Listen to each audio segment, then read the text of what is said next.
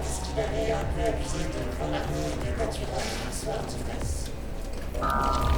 C'est un assemblage atomique qui a été forgé dans les étoiles il y a 4,5 milliards d'années. Il dessine beaucoup en effet. C'est pour ça que je suis chargé de toutes les tâches ménagères. Il utilise un peu tout, il utilise tout ce qui lui passe sous la main. Il aime dire de lui-même qu'il est un singe qui a découvert un vaisseau spatial. Il a vu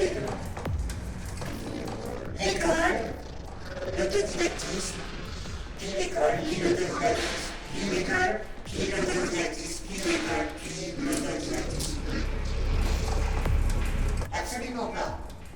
Ces personnages apparaissent selon la nature des drogues qu'il a ingérées. Beaucoup de ces affiches ont été réalisées entre 2003 et 2009.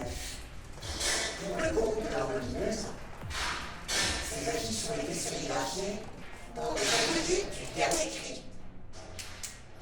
Ce sont des affiches souvent utilisant des couleurs fluorescentes.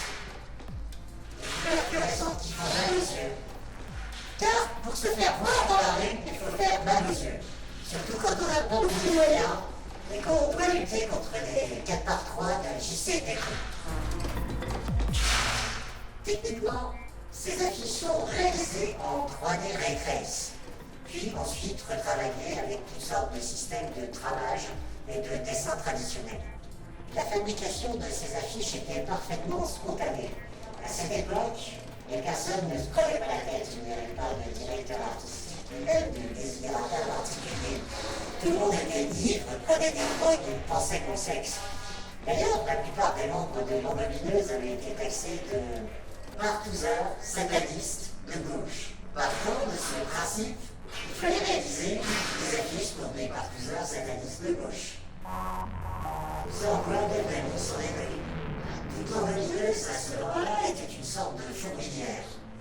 Les affiches étaient récupérées, immédiatement collées. Sur ce temps-là, d'autres affiches étaient fabriquées, étaient sérigraphiées, étaient découpées et ensuite collées. Ça ne s'arrêtait jamais.